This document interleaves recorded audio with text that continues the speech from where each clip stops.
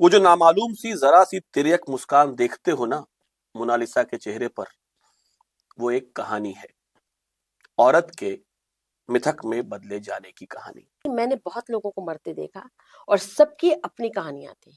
सब अपनी तरीके से मर रहे थे, अपने लोगों को याद कर रहे थे। कोई ना एक मरा ना एक टूटा। महिला चरित्रों को उठा करके उनका नजरिया कि भाई ये भी तो एक नजरिया है, ये भी तो हो सकता था। पहले तो आपने आवेग में आके सर काट दिया। काट दिया, कृष्ण ने काट दिया। हम्म। और जब काट दिया तो नेचुरली ये भी है कि भाई वो घटोत्कच का बेटा, भीम का पोता। वो स्त्री को कैसा लगा होगा कि वो उसने इतना प्यार किया, इतना प्यार किया कि अपने भाई को मरवा दिया। ये समर्पण है उन सभी स्त्रियों को जो समझती हैं कि आंख कान मूंद लेने से जीवन शांतिपूर्ण और सुखी हो जाता है।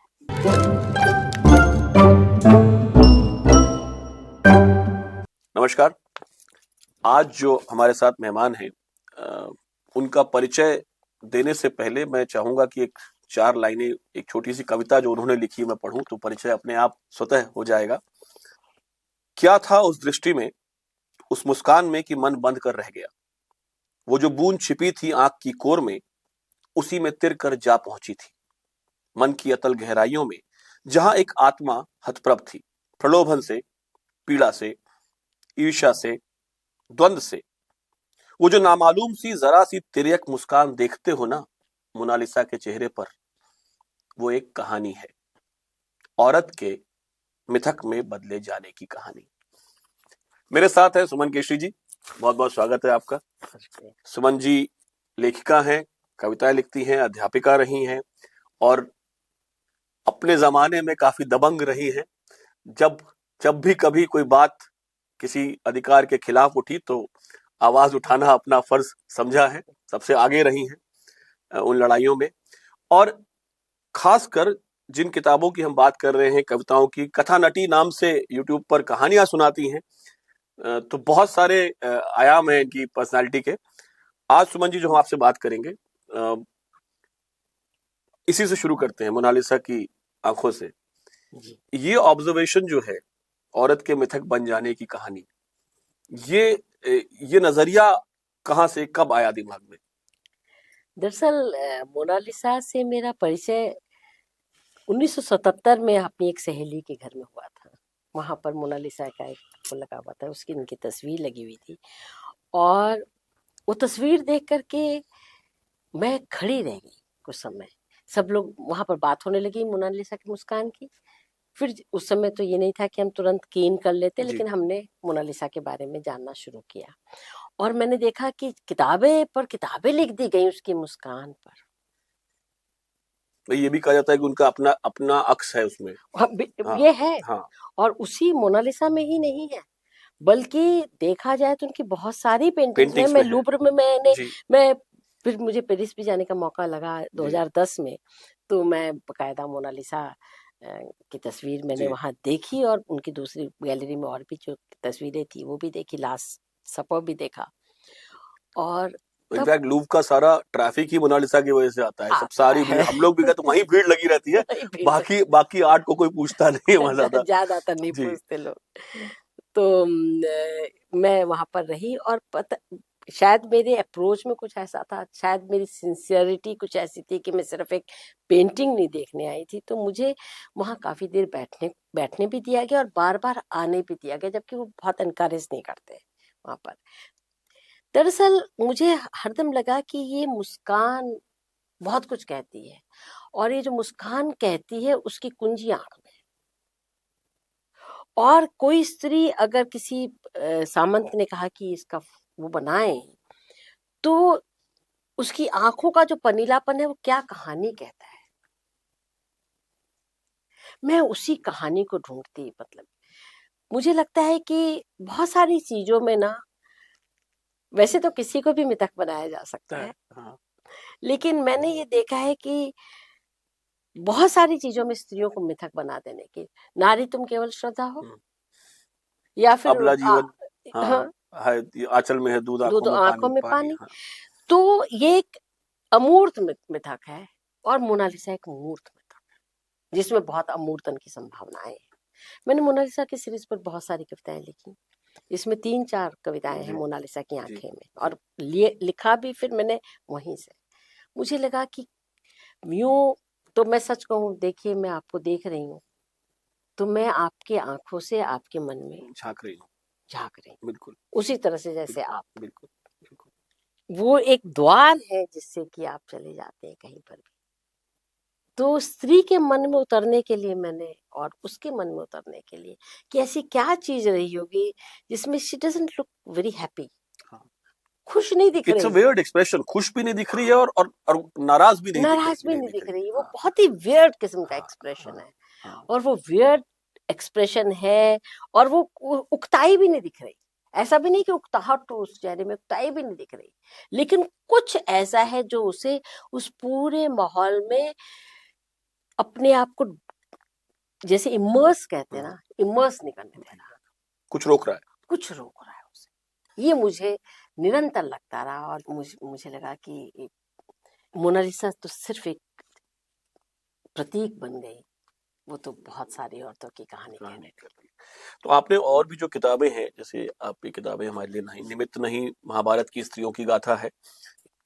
दूसरा महाभारत की ही एक स्त्री है हिडिंबा, जिन पर एक नाटक है। इसका एक शब्द मैंने सुना, आपने पढ़ा भी थी। था। जी मैंने पढ़ा था। और गांधारी। तो जब हम बात करते हैं कि महिला चरित्रों को पर कविता लिखना, और महिला चरित्रों को उठा करके उनका नजरिया कि भाई ये भी तो एक नजरिया है, ये भी तो हो सकता था। जैसे कि टॉम स्टॉपर्ट का एक नाटक है रोजेनक्रांज एंड गिल्डनस्टर्न आर डेड, अच्छा। जिसमें कि हैमलेट की कहानी जो है कि हैमलेट जो ओरिजिनल था उसमें दो सिपाही उसको लेके जाते हैं डेनमार्क हम्म के राजा के पास चिट्ठी, हम्म। और वो रात में चिट्ठी बदल देता है। तो वो जो दो सिपाही हैं, हैमलेट में उनका रूल इतना ही है कि वो चिट्ठी बदल देता है और वो बेचारे मर जाते हैं, उनकी कोई गलती नहीं होती हाँ है। हाँ हाँ हाँ। उन दोनों के नजरिए से उन्होंने पूरा नाटक लिखा कि रोजेनक्रांज एंड गिल्डनस्टर्न जो उनके नाम थे, हम्म। ये दे आर डेड। तो सब तो थोड़ा एब्स्ट्रैक्ट भी था कि भाई उनकी क्या गलती थी। तो जब मैं आपकी कविताएं पढ़ रहा था तो मुझे ऐसे ध्यान आया, वो नाटक हमने किया जी हुआ है, तो जी। कि जब आप सैरंध्री या द्रौपदी या आप हिडिंबा या किसी भी चरित्र के नजरिए को देखते कि भाई मैं तो ये सोचू, तुमने तो मेरे बारे में ये कह रखा है, हाँ पर मैं तो यहाँ पे हूं नहीं, मैं तो ये हूं, हाँ। और वो किसी ने बताई नहीं मेरी कहानी। तो जो अनसुनी कहानियां कहा जाए अगर, तो ये विचार, और जैसे कि आपने कहा कि इनकी तो आंखें भी नहीं थी झांकने के लिए, तो कैसे ये विचार कैसे आया कि इन चरित्रों पर इस तरह से काम किया जाए? देखिए, आंखें सिर्फ सामने नहीं होती, आपके मन में अनेक आंखें होती हैं, और जो शब्द हमें मिलते हैं, जो व्यास ने हमें शब्द दिए, और उसके बाद बहुत सारी लंबी परंपरा है महाभारत और मिथकों पर काम करने की, वहां से जो शब्द मिलते हैं ना, वो आंखें बन जाती हैं। और तब आप एक तो ढूंढ ढूंढ के उन्हें पढ़ते हैं, और दूसरा ये है कि सोचते हैं। और मैंने बहुत पहले एक बार सोचा था कि जब सत्यजीत रे अपनी फिल्म देखते थे, तो वो सोचते थे कि अगर मैंने ये फिल्म बनाई होती तो मैं क्या करता। करता। तो उनकी एक बड़ा पैशन था कि अगर मैंने इसको किया होता तो क्या होता, उसमें क्या क्या होता, क्या क्या नहीं होता। ये बात मुझे ऐसे लगा कि अगर मैंने इस कैरेक्टर को देखा होता, अगर मुझे ये कैरेक्टर देखने को मिले, तो मैं कैसे इससे, मेरा संवाद कैसे इसे होगा। और ईश्वर की अनुकंपा कहूँ या क्या कहूँ मुझे नहीं मालूम, फिर ये कैरेक्टर्स मुझसे सचमुच में बात करते हैं। मैं इन कैरेक्टर्स तक ऐसे पहुंच जाती हूँ जैसे मेरे आसपास है, और कभी कभी मैं उनमें तब्दील हो जाती हाँ, जैसे हिडिंबा की जो कहानी है, जो जो सामान्य रूप से जिन्होंने महाभारत की कहानियां पढ़ी हैं, और ऑब्वियसली कई सारे वर्जन्स रहे हैं महाभारत के भी, तो उसमें वो एक पासिंग कैरेक्टर है जो, क्योंकि भाई की वजह से शादी कर ली, कुंती ने मान भी गई और उन्हें शादी भी हो गई, और हिडिंबा का रोल वहां खत्म होकर के बाद घटोत्कच पर आ जाती है, सीधे हूँ। हाँ। घटोत्कच बड़े हो गए। और घटोत्कच क्यों? क्योंकि लड़ाई में जरूरत थी। फिर बार्बरीक की बात आती है, हाँ और कुल मिलाकर के यूजफुलनेस हाँ पे खत्म हो गई कि हमारे काम का कितने थे कैरेक्टर। हाँ ठीक है, उनका उनका अपना जो जीवन है या संघर्ष है या जो उनकी फीलिंग्स हैं वो एक किनारे रही, उनकी यूजफुलनेस रही कि भाई ये अच्छा, ये शक्तिशाली आदमी, इसको लड़वा लेते हैं, चलो कुछ कुछ कुछ कर लेते हैं, या एक एक शक्तिशाली आदमी चाहिए होगा लड़ने के लिए, तो उसके लिए एक हिडिंबा बना देते हैं जिससे शादी हो जाएगी और एक शख्सियाली पैदा हो जाएगा। तो जो कहानियां ये बनी, जिन्होंने एक तरह का मार्किंग की कैरेक्टर्स की, वो मार्किंग तोड़ना और उस मोल्ड से निकालना उस कैरेक्टर को और उस पर एक पूरा नाटक लिख देना, मतलब मैं चाहूंगा कि पहले आप इस पर बात करें और फिर अगर आप हाँ चाहें तो बिल्कुल बिल्कुल। एक अंश कुछ पढ़ें हमारे लिए, क्योंकि आप कहानियां सुनाती हैं। तो ये कितना डिफिकल्ट रहा? एक लेवल पर हाँ डिफिकल्ट रहा। जब आप किसी कैरेक्टर तक पहुंचते हैं तो वो आपके मन में आ जाता है। और मुझे लगा कि हाय वो स्त्री को कैसा लगा होगा कि वो उसने इतना प्यार किया कि अपने भाई को मरवा दिया। हाँ, हाँ, और फिर शर्त इतनी सी कि जैसे ही तुम पुत्र पैदा होगा हम चले जाएंगे और उसके बाद तुम उसकी जिंदगी से गायब। यही शर्त थी यही कुंती की। और रात को तुम इसके साथ नहीं रहोगी क्योंकि तुम मायाविनी हो। दिन में तुम विचरो, कुछ भी करो, लेकिन रात में हम साथ नहीं रहेंगे। और उस औरत ने इसको स्वीकार कर लिया और फिर घटोत्कच को युद्ध में भेज दिया। घटोत्कच मर गया, बर्बरीक मर गया। हाँ। तो मुझे लगा कि कैसा लगता होगा उस औरत को, क्या वो कभी कुछ सोचती होगी, क्या उसे याद आते होंगे वो दिन जो उसने भीम के साथ बिताए। ये चीज मुझे, क्योंकि देखिए हम जिस परंपरा से हैं या किसी के भी जीवन में वियोग एक ऐसी चीज है जो कहीं किसी ना किसी रूप में आता ही रहता है वियोग। लेकिन चिर विरह, अच्छा मैं बता भी दूं कि मेरा काम दरअसल पीएचडी है वो सूरदास के भ्रमर गीत पर है। भ्रमर गीत पर है। भ्रमर गीत तो चिर विरह का काव्य है। और उसमें एक कविता तो इतनी खूबसूरत है, अति मलिन वृषभानु कुमारी। वृषभानु कुमारी माने राधा बिल्कुल गंदी संदी मलिन, माने एकदम विरह से एकदम मलिन। अति मलिन वृषभानु कुमारी, यही लालच न धुआवती सारी। मतलब वो है कि वो जिस साड़ी को पहने हुए थे, जिसको लास्ट में कृष्ण ने टच किया था, उसको वो उतारती नहीं है और उसको धोती नहीं है क्योंकि उसमें वो टच है। ये जो चीज है, ये जो विरह का ये रूप है, ये जब आप सूरदास में पढ़ लें बेस्ट। क्योंकि चूंकि भ्रमर गीत पर काम था तो मैंने तमाम विरह गीत पढ़े थे, हरिऔध और उद्धव शतक तक पढ़े थे, पूरी परंपरा पढ़ी थी, भागवत से शुरू किया था मैंने। तो मुझे लगा कि इस स्त्री को कैसा लगता होगा। मैं वहां से उसके मन के भीतर घुसी। और जब एक नाटक लिखते हैं तो सिर्फ आप ये नहीं लिख सकते, रादर ये इतनी गैप आ गया इन दोनों के बीच में, भीम और हिडिंबा की स्थितियों में, भीम और हिडिंबा के उतना समय बीत गया है और इसी बीच में घटोत्कच भी और बर्बरीक भी है कि अब वो माँ है। अब उसकी सोच में घटोत्कच पहले है, भीम बाद में, क्योंकि वो तो पहले मान चुके कि भीम से कभी मुलाकात नहीं होगी। वो मान चुकी है, उसको वो याद करे लेकिन उसको मान चुकी है। मेरी हिडिंबा कहीं उस तरह से नहीं रोती। भीम को याद आती है हिडिंबा और हिडिंबा का प्रेम। हिडिंबा को घटोत्कच और बर्बरीक और अपने वनवासी है जो इस समय युद्ध में। अच्छा, युद्ध में भेजा है, सपोर्ट तो पूरा है। सपोर्ट पूरा है, हाँ। सपोर्ट पूरा है। और एक पूरा एक अंश है जिसमें कि इसमें 2-3 चीजें मैंने की हैं।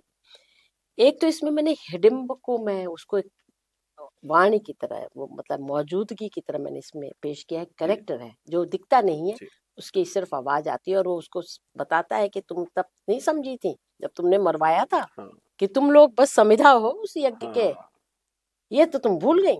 अब आज तुम घटोत्कच करती फिर रही हो, तब नहीं पता था कि क्या चल रहा है। अच्छा, सामाजिक रूप से भी अभी मैं बात आप करी तो सोचा मैंने कि चाहे ये चरित्र थे या काल्पनिक हैं, लेकिन सामाजिक रूप से भी हिडिंबा को फिर भी एक उनका मंदिर है मनाली में कि भाई उनको एक तरह का सम्मान चरित्र को मिला। बार्बरीक तो खाटू श्याम हो गए, तो बार्बरीक भी भगवान हो गए। जो बीच में घटोत्कच बेचारे थे उनको किसी ने पूछा। मैं नहीं। हाँ। जो मनाली में हिडिंबा का मंदिर है उसके बगल में है, उसके बगल में आपको याद है कि घटोत्कच का, लेकिन वो उसमें है कि आप इसमें मंदिर नहीं बनाएंगे। हाँ, वो बीच में ही रहेगा, हाँ। वो आसमान के नीचे, उस पेड़ के नीचे ही रहेगा। जी। आप वहाँ मंदिर नहीं नहीं बनाएंगे। तभी मैं हिडिंबा लिखने के बाद मुझे, हाँ। मैं गई वहां पर बकायदा जी मनाली जी गई जी। और मैंने वो मंदिर देखा और मुझे पता चला कि वहाँ हिडिंबा, उस पूरे रीजन में लेह तक हिडिंबा का पूरा वो है। हाँ हाँ। गाड़ियों पे जैसे आपका कुमाऊं की तरफ जाती है तो गोलू देवता हाँ माने जाते हैं, तो हिमाचल से जो रोहतांग वाला जो एरिया है हाँ, वो वाले पूरे स्ट्रेच पे हिडिम हिडिंबा, माता, हाँ हाँ पूरा जय हिडिम देव, और ये पूरा उनका वो चलता है। वो चलता सो लोकल डेटीज, है। हाँ लोकल किंग्स एंड, जैसे गोलू देवता की कहानी यही है कि वो एक लोकल राजकुमार थे, भाई राजा थे, फिर वो बाद में देवता मान लिया गया उनको। ऐसे ही हिडिम का जो उनका जो एरिया था, वो वही श्रेष्ठ था, वो तो वाला वहां अभी स्ट्रेस तक वो नाम वो माना जाता है। नाम, और काफी हाँ काफी हाँ। मानता जी है। जी जी। मैं जब गई थी तो बड़ी भीड़ लगी हुई थी और हाँ मेरे को, हाँ मैंने मतलब सिर्फ कहा कि भाई मुझे से इतनी लंबी लाइन में नहीं खड़ा हुआ जाता, तो किसी ने मुझे कहा कि आप आगे आकर के जी जी दर्शन कर लें जी। उनके। तो ये रहा। तो मेरे उसमें, हमें जैसे मैंने कहा हाँ कि मेरे उसमें दो चीजें हैं, दो तीन नई चीजें हैं। एक तो हिडिंबा आते हैं, दूसरा इसमें है कि मैंने वो जो युद्ध है, घटोत्कच का जो युद्ध है, उसका मैंने वर्णन किया है इसमें। और नाटक में आप दिखा नहीं सकते, तो ये पूछती है बार बार कि घटोत्कच कैसे लड़ा, कैसे? घटोत्कच कैसे रहा, क्या वीर है ये वो। उसे पता है कि अब घटोत्कच नहीं है। पहले तो नहीं मालूम था, हाँ लेकिन जब भीम आए तो सूचना हो गई कि हाँ घटोत्कच नहीं है। तो वो बताते हैं कि घटोत्कच कैसे लड़ा, पूरा वर्णन है उसका। और इसके बाद जो मैंने किया है वो ये है कि मेरा बर्बरीक मरता नहीं, उसे बचा लिया जाता है। अभी नहीं मालूम कि वो अब बचेगा कि नहीं, लेकिन कम से कम वो हिडिंबा के पास आ गया है, वन में आ गया अच्छा, वो है। जो सर काट के वो वाली जो, उसने देखा युद्ध, हाँ युद्ध देखा पर वो मरा नहीं, वो मरा नहीं है, क्योंकि जैसे पहले तो आपने आवेग में आके सर काटा, काट दिया। काट दिया, हम्म कृष्ण ने काट दिया। हम्म और जब काट दिया तो नेचुरली ये भी है कि भाई वो घटोत्कच का बेटा, भीम हम्म का पोता हम्म और बालक है। तो उसके बाद उसने और ये भी वो कहा है कि मैं देखना चाहता हूँ युद्ध, हम्म मैं तो युद्ध में लड़ने आया था, आपने मुझे मार दिया, आपने तो हम्म मेरी इच्छा नहीं पूरी होने दी। हाँ तो कहा कि तुम देखोगे युद्ध को।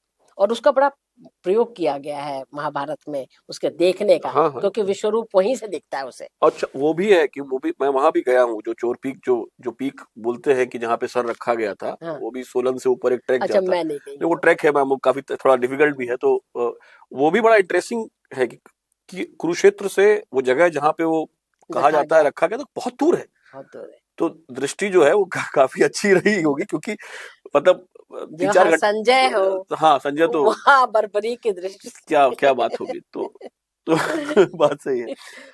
तो जो कैरेक्टर्स हैं जैसे इसमें, हाँ, तो मैं हाँ उसको मैं जी खत्म कर लेती हूँ जी 1 मिनट में।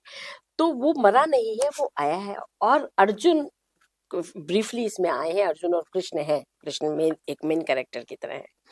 तो अर्जुन बार बार वो कहते हैं कि वो विश्व रूप वाली बात कहे कि एक ही मर रहा था, एक ही वो था। वो कहता है कि नहीं। तो उसने कहा तुमने ये देखा, कहा होगा। तो नहीं, मैंने बहुत लोगों को मरते देखा और सबकी अपनी कहानियां थी, सब अपनी तरीके से मर रहे थे, अपने लोगों को याद कर रहे थे, कोई ना एक मरा ना एक हुआ। मैंने उसको निगेट किया वहां पर, क्योंकि आप जब ये ना स्टैटिस्टिक्स की भाषा है हाँ हाँ कि 60 लोग मरे, 50 लोग घायल हुए, एक व्यक्ति मरा, हाँ, यानी युद्ध की पूरी विभीषिका को आपने खत्म समेट दिया। समेट जी, दिया। बिल्कुल। मैं नहीं चाहती कि हाँ युद्ध की हाँ, विभीषिका बिल्कुल खत्म हो, मैं बिल्कुल चाहती हूँ कि युद्ध खत्म हो। बिल्कुल तो मैंने वहां पर बदल दिया इसको। बिल्कुल। नहीं तो ये नाटक डेफिनेटली, मतलब जो हम बात कर रहे थे कि अगेन महाभारत के चरित्र हैं, महिला चरित्र है, और उनसे जुड़ी उनके पॉइंट ऑफ व्यू से कहानी है।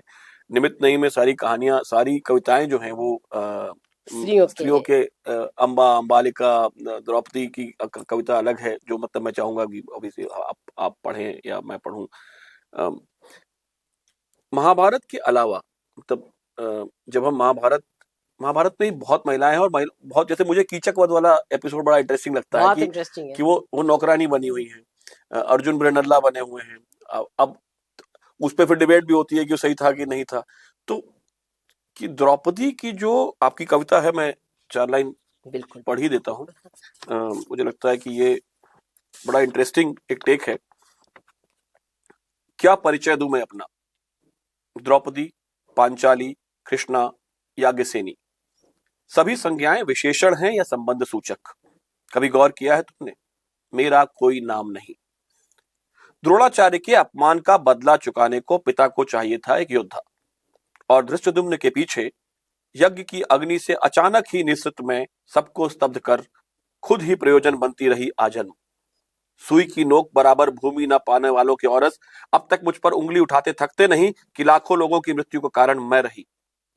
और भी कई कहानियां बुन ली हैं उन्होंने, महज इसलिए कि मैं कभी रोई नहीं, गिड़गिड़ाई नहीं। न मां के सम्मुख जब उन्होंने बांट दिया 5 बेटों में, और न कुरु सभा में जहां 5-5 पतियों के बावजूद मैं अकेली पड़ गई। इतिहास गवाह है। मैंने केवल कुछ प्रश्न उठाए, कुछ शंकाएं और जिज्ञासाएं, और तुमने मुझे नाम से ही वंचित कर दिया। क्या परिचय दूं मैं अपना? द्रौपदी, पांचाली, कृष्णा, याज्ञसेनी, सभी संज्ञाएं विशेषण हैं या संबंध सूचक? कभी गौर किया है तुमने? मेरा कोई नाम नहीं। ये आइडेंटिटी क्राइसिस, और द्रौपदी को अभी तक पॉपुलर परसेप्शन में एक बहुत स्ट्रांग वुमन माना गया। कई महिलावादी लोगों ने तो सब उदाहरण दिए कि द्रौपदी 5 पतियों के साथ रहती थी, और द्रौपदी की उस बात पर महाभारत हो गई कि भाई अंधे का बेटा अंधा है। उसका भी हालांकि बहुत डिबेट है कि वो है भी लिखा है कि नहीं लिखा है। नहीं लिखा है, हाँ, महाभारत में नहीं लिखा महाभारत में। वो तो उस पर भी बहुत बड़ी बात हुई, और हुआ भी था। तो चीरहरण के बाद फिर वनवास था। हाँ। तो बहुत बहुत लंबा समय था, कूलिंग पीरियड जिसे कहते हैं कि लड़ाई करने के लिए। तो पर कभी भी द्रौपदी को आइडेंटिटी क्राइसिस होगा, या द्रौपदी को लगेगा कि मैं कौन हूं? जबकि हमारा पोर्ट्रेल यह है कि 5 भाई इशारों में नाचते थे। कृष्णा बहन थी ना, राज कर रही है। कृष्ण आए, वो जो है कि एक दाना खा लिया, दुर्वासा सबका पेट भर गया, और तमाम कहानियां जो है कि भाई द्रौपदी वाज लाइक, ठीक है वनवास भी गई तो, पर वो रानी थी, और एक तुरक मिजाज महिला थी जो कि नाक ऊपर करके चलती थी। ऐसा एक इमेजरी हमको दी गई। फिर ऑब्वियसली टेलीविजन ने तो एक इमेजरी बांध दी कि रूपा गांगुली जो है वो द्रौपदी है। ये जो पहचान की बात है, और ये जो वेदना है एक महिला की कि भाई मेरी पहचान है ही नहीं, ये भी सोच लाना और इसको प्रकट करना, ये स्वतः, जैसे आप कह रही थी कि स्वतः जब आपने कैरेक्टर्स में जाना शुरू किया और उनकी उनकी कहानियां ढूंढनी शुरू की तो आया, या वर्तमान समाज में भी ऐसा होता है और वो कहीं ना कहीं वो रिफ्लेक्शन इस राइटिंग में आया? सच बात है कि ये वर्तमान से वहां तक पहुंचा, क्योंकि ये क्राइसिस मैं आज तक झेलती हूँ कि लोग मुझे कई बारी, मतलब सिर्फ एक अर्धांगिनी के रूप में, पुरुषोत्तम अग्रवाल की पत्नी के रूप में मुझे जानते हैं, नहीं, और मैंने उनको आपको उस तरह इंट्रोड्यूस बिल्कुल नहीं किया। बिल्कुल नहीं। और उनको थोड़ी देर बाद एक शॉक की तरह उनके सामने एक खुलता है, हाँ। या उन्हें याद आता है समथिंग कि भाई ऐसा है। तो ये मैं लिखती पढ़ती हूँ, या मैंने मेरी अपनी एक सोशल पॉलिटिकल लाइफ रही है, और मैं इसको एक लेवल पर, मैं इसकी भी एक कहानी जो मैं आज नहीं सुनाऊंगी, कभी और के लिए रखेंगे उसको। ये सारी स्त्रियों की वेदना रहती है, खास तौर से हम भारतीय स्त्रियों की तो वेदना रहती ही है कि वो हरदम दो या मुझ पर पायदान पर दूसरे, मतलब हरदम बामांग ही रहती है। वो आगे भी नहीं होती, बाएं ही रहती हैं सदा। और बाएं को हम जानते हैं, आप तो जानते हैं हमारे। तो ये वेदना, और फिर मुझे लगा कि फिर मुझे स्ट्राइक किया गांधारी, द्रौपदी, कुंती, अरे माद्री, ये सारी स्त्रियां अपने बाप के नाम से, अपने देश के नाम से, अपने उनके नाम से जानती हैं। कौशल्या भी तो कौशल नरेश, कैकेयी प्रदेश की राजकुमारी थी। तो क्या इनका कोई नाम नहीं होगा? कहीं नाम नहीं मिलता। कैकेयी कैकेयी रहती है, कौशल्या कौशल्या ही रहती है, और ये सब यही रहती है। गांधार से आई तो गांधारी ही नहीं। मुझे लगा कि कितनी वेदना होती होगी कोई अगर, कई बार देख, मैंने हेल्थ मिनिस्ट्री में काम किया लंबे समय तक। मेरे प्रशासन से भी मेरा लंबा अनुभव है, मेरा 27 वर्ष का। तो हेल्थ मिनिस्ट्री में कुछ पोस्टिंग मेरी थी। अगर किसी को बुलाओ ना, सुशीला देवी, तो 2 सेकंड तो उसको स्ट्राइक ही नहीं करता था कि मुझे बुलाया गया। अरे वो बचुआ की माँ, हाँ, चुन्नू की अम्मा होंगी तो चली जाएंगी। परमेश्वर की बीवी होंगी तो हाँ, चली चली जाएंगी। जाएंगी। तो ये जो चीज है कि जो आप अपना नाम ही भूल जाते हैं, किसी को सहज भी होने पर कितनी, मेरे लिए मुश्किल है, हो सकता है उनके लिए सहज हो, लेकिन मुझे नहीं लगता कि किसी के लिए भी सहज होगा इतना कि उसका नाम ही खत्म हो जाए। अगर हमारी खुद की ननद का नाम प्रेमलता था, जहाँ विवाह हुआ वहां एक प्रेम मौजूद थे, तो इनका नाम बदल दिया गया, लता हो गई वो। थैंक गॉड की लता हो गई। तो ये जो नाम बदल देना है, नाम हटा देना है, हाँ, हम तो अपनी बहू को बिट्टो बुलाएंगे तो हम नाम बदल देंगे जब शादी करके आएगी, तो वो भी हमारे यहाँ बड़ा कल्चर होता है हाँ कि हमारे घर में, हाँ हाँ हमारे ससुराल में कल्चर है, हाँ बस उनको मुझसे नहीं कहा गया, हाँ। क्योंकि शायद उनको पता था कि मैं मना कर दूंगी हम्म, और मैं बोलूंगी कि ठीक है जो बुलाना बुलाना, लेकिन मैं अपने नाम से ही जानी जाऊंगी। हम्म। तो ये वेदना वहां द्रौपदी के उससे, दरअसल ये अपने से सवाल है, क्या परिचय दूं मैं अपना।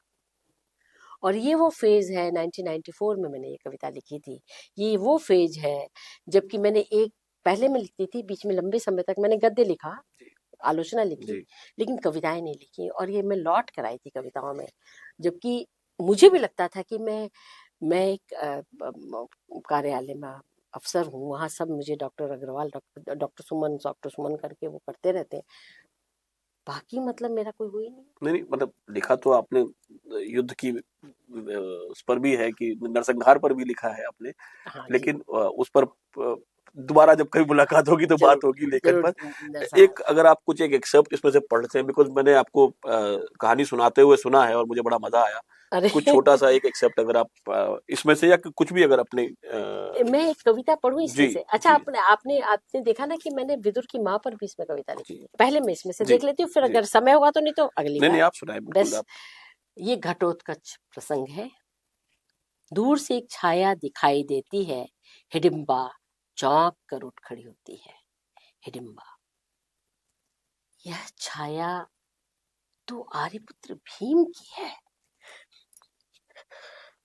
दौड़ती उस छाया की ओर और फिर अचानक वहीं की वहीं खड़ी रह जाती है।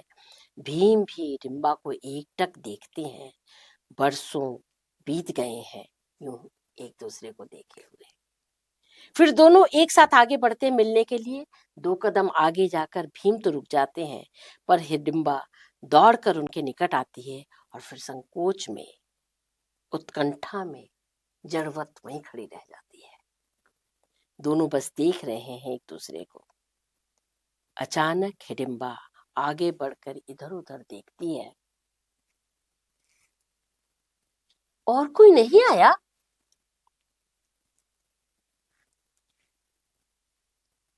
इतने वर्षों बाद मैं लौटा हूं, कैसी है मेरी प्रिया, सब कुशल मंगल। इतने वर्षों बाद आपको देख लिया। हृदय का एक सच तो यह भी है कि और क्या देखना, किंतु इतने वर्षों बाद मन में और भी, अब पुत्र और पौत्र को जो बन से गए हैं युद्ध में, एक बार उनको देख लो। चलिए, भीषण युद्ध से लौटे हैं आप, कहाँ पीछे छूट गए वो लोग। भीषण युद्ध से लौटे हैं आप, चलिए भीतर चलिए। बहुत बढ़िया। नहीं आपने जिस जिस अंदाज में इसको पूरा ड्रामेटाइज करके पढ़ा, बड़ा मजा आ गया। Thank you. सो सुमन जी, अगर जैसे हम जब समाप्त करते हैं अपने कॉन्वर्सेशन को, तो हम जैसे कि हमने देखा कि बात खाली किताब की नहीं हो रही थी, बात चरित्रों की बिल्कुल हो रही थी। बिल्कुल। और तो अगर समाज में आज अगर हमें महाभारत काल की स्त्रियों से कुछ सीखने को हो आज की स्त्रियों के लिए, अगर हम कहें कि भाई ये 3 चीजें या कुछ ऐसी चीजें जो होता है ना कि अनंत काल तक बदली नहीं है, जो हम अभी बात कर रहे थे, तो अगर मैं आपसे कहूँ कि इसको अगर हम समाप्त करें कि भाई 3 चीजें ऐसी हों जो वक्त 5,000 साल पहले भी ऐसा ही था और अभी भी वही हो रहा है, कहने की बातें हैं कि साहब पहले ऐसा था और अब बहुत मॉडर्न हो गया है या बहुत चेंज हो गया है, तो वो 3 चीजें क्या होंगी?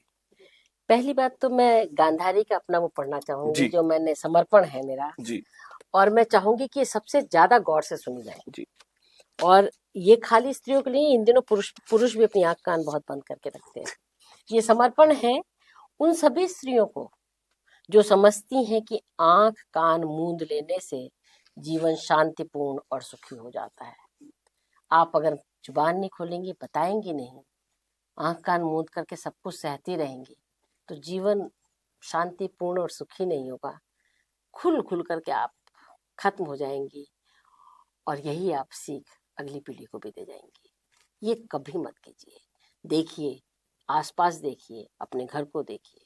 सबसे बड़ी बात यह है कि आंख कान और जुबान तीनों से काम लीजिए। क्या बात, क्या बात। आई थिंक पहली बात तो ये। जी जी दूसरी बात ये कि जब आप जुबान से काम ले रहे हैं या आंख कान से काम ले रहे हैं, तो सब कुछ को देखने की कोशिश कीजिए, वह न देखिए जो दिखाया जा रहा है। यानी अपने मन में अगर कोई सवाल आए तो उसको गौर से सुनिए। हो सकता है कि वो सवाल आपको उन चीजों को दिखा दें जो आपको दिखाया नहीं जा रहा। सवालों को सुनिए, जरूर सुनिए, और हरेक का मन सवाल जरूर करता है। कहते हैं ना कि अंतरात्मा की आवाज सबसे सच्ची आवाज होती है, उसको जरूर सुनिए। और तीसरी बात ये कि अगर कोई मन में बात आती है, यानी कोई इच्छाएं हैं पढ़ने की, लिखने की, घूमने की, फिरने की, कुछ कह देने की, कुछ कर गुजरने की, उस पर थोड़ा समय उसको दीजिए। क्योंकि मेरा एक मोटो है और मेरी एक कविता कहती है उस मोटो को, मैंने ठान लिया है। मैंने आप लोगों को बताया कि मैं 1994 में वापस लौटी कविता पर, क्योंकि मुझे लगता था कि मैं कविता लिख नहीं सकती थी, इसलिए मैंने छोड़ दी थी। मैंने ठान लिया है कि मैं वो सब करूंगी जो मैंने मान लिया था कि मैं कर नहीं सकती, मसलन कविता करना। जीवन लंबा होता है और जीवन का अंतिम दिन भी समझ लीजिए कि यही कोई 20-25 साल की उम्र होती है। अंतिम दिन में भी आप उसी उम्र के होते हैं। सो उस दिन भी कुछ करने को मन हो, कर डालिए, कह डालिए, और जीवन को सचमुच में जिए, क्योंकि जीवन बहुत सुंदर है। Life is beautiful. क्या बात। तो आप भी ठान लीजिए कि वो सब कुछ करेंगे जो आपने मान लिया था कि आप नहीं कर सकते। बहुत प्यारे शब्द थे सुमन जी, बहुत बहुत धन्यवाद आपका, आप हमारे साथ बैठे। और आप लोग ठान लें, मान लें और हमारे चैनल को सब्सक्राइब भी कर लें। ठीक है, नमस्कार। Thank you. Thank you.